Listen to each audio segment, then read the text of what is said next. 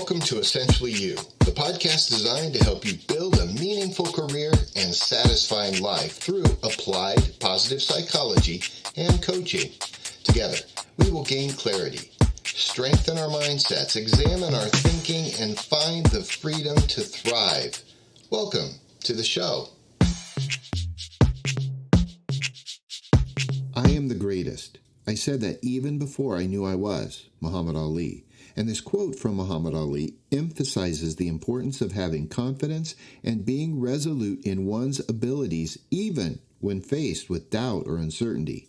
In this episode, let's talk about becoming a resolute leader. Hello, friends, and welcome to Essentially You. Today, let's take a few minutes and discuss the attributes of being a resolute leader, especially at work. Resolute is important to me because in 2023, it set my intention for the year. It was my word. And as July rolls around, I thought it would be a helpful exercise for us all to get further clarity around what it means to be resolute. And by the way, help me check in on how I'm doing. To me, this year marks some significant changes I wanted to make at work, with my health, with my future, all of that. That's all important to me. I needed a rally cry word that was beyond fun, which is where I like to hang out. Resolute marked a year of process, policy, performance, and passion. But what does it mean to be a resolute leader? A resolute leader is strong-minded, determined, and focused on goals and objectives. They're committed to their beliefs and willing to push hard to accomplish those objectives. It's about making difficult decisions, acting decisively, and preparing for challenges. One of the most resolute leaders in history, in my opinion, is Winston Churchill. He was known for his unwavering determination during World War II, refusing to surrender to Nazi Germany, even in the war's darkest hours. Churchill's resolute spirit came from his firm conviction that freedom and democracy were worth fighting for no matter the cost. He was a master of inspiring speeches, rallying the British people to stand firm against the enemy and never give up. Churchill's resolve and steadfastness made him a legendary figure in history, and his legacy of courage and leadership continues to inspire people today. But what are several practical examples we can use to practice living those strong characteristics each and every day to become more resolute? Well, I have 4 real quick to share with you. Number 1, we must practice accountability for our own actions and mistakes and always focus on finding solutions while building bridges.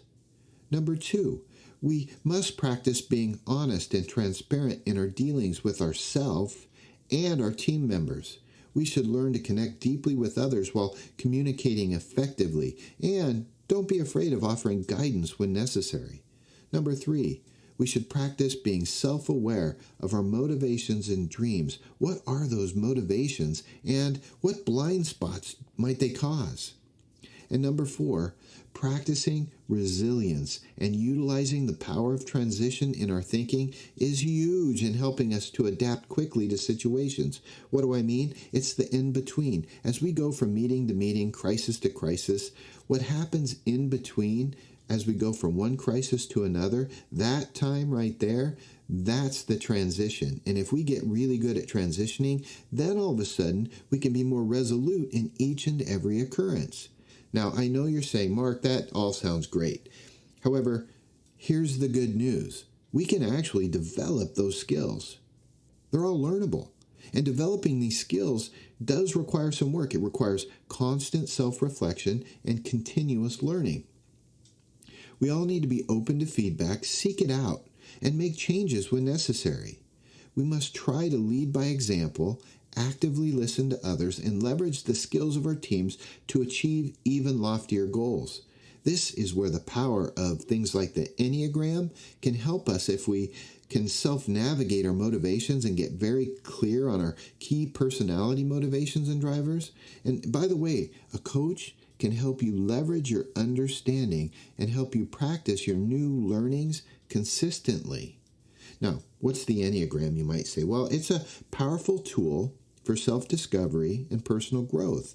It offers us all a framework for understanding human behavior, complexities, and helps us to identify our core motivations, strengths, and what I like about it, even weaknesses.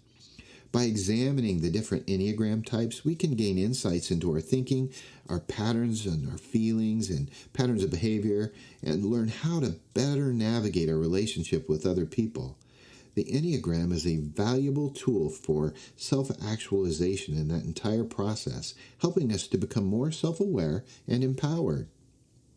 Now, while that's helpful, there are some key pathways towards resoluteness that I think we could all take. So let's take a quick turn and let me offer you a few pro tips on making sure your leadership or our leadership is even more resolute. So, number one, let's set clear goals and objectives for both ourselves and our team members, ensuring that everyone's on the same page. Number two, we need to learn to communicate with team members regularly, sharing information openly, and encourage active participation in decision-making. Number three, recognizing and acknowledging team members on a regular basis. Their accomplishments and contributions are so important. Bonus, catch them using their strengths in action and say something very specific about that. It goes a long way. Number four, encourage innovation. We need to provide a safe environment for team members to experiment and try new things. Number five, continuously improving ourselves and our leadership skills through additional training and development.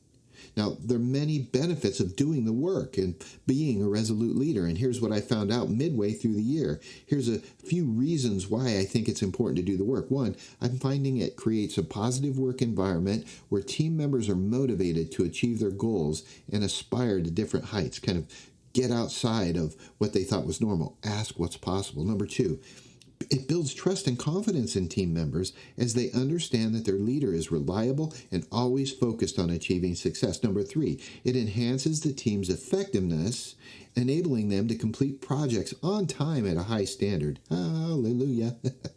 Number four, it sets an excellent example for other leaders to follow. It's just a great way to live. Now, here's why I thought of Resolute. It was the desk, the Resolute desk in the White House. And this desk has a rich history of dating. It dated way back to 1880.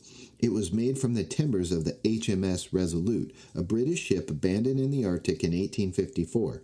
In gratitude for the America's help in getting it back and recovering the ship, Queen Victoria gifted President Rutherford B. Hayes the desk. Since then, it's been used by several U.S. presidents, including John F. Kennedy and Ronald Reagan.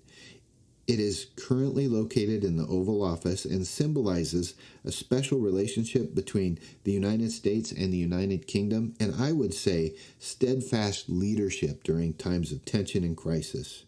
Well, my friends, this is what we have time for today. To each of you who've joined me on this journey, I hope you found the journey towards becoming a resolute leader informative and helpful. Now, if you have any questions or comments, please leave them in the comment section or visit me at markmathia.com. And until we talk again, stay safe, stay productive, and stay resolute. Friends, we got this. And now it's your turn to get out there and thrive in life. If you've liked what you've learned, please consider subscribing and leaving a review on your favorite podcast app. I'd really appreciate it. And if you have any questions about building your career and the many benefits of coaching, contact me by visiting markmathia.com. And until next week, I'm cheering for you. Tranquility Base here. The Eagle has landed.